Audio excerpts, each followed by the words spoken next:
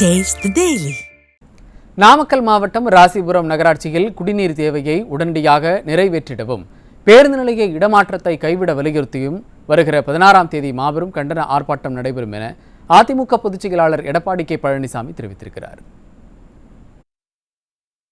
இது தொடர்பாக அவர் வெளியிட்டுள்ள அறிக்கையில், ராசிபுரம் நகராட்சியில் மாதம் ஒருமுறை மட்டுமே குடிநீர் வழங்கப்படுவதால் மக்கள் குடிநீருக்காக அலையும் அவல நிலை ஏற்பட்டு உள்ளது என்று வேதனை தெரிவித்துள்ள அதிமுக பொதுச் செயலாளர், ராசிபுரம் நகராட்சியில் தற்போது உள்ள பேருந்து நிலையம் போதிய வசதியுடன் மக்கள் பயன்பாட்டில் இருந்து வருவதாகவும், தேவையில்லாமல் இந்த பேருந்து நிலையத்தை சுமார் 8 கிலோமீட்டர் தூரத்தில் உள்ள அணைப்பாளையத்திற்கு மாற்ற முயற்சி மேற்கொள்ளப்பட்டு உள்ளது என்றும் குற்றம் சாட்டியுள்ளார். ராசிபுரம் நகராட்சி மக்களுக்கு நாள்தோறும் முறையாக குடிநீர் வழங்காத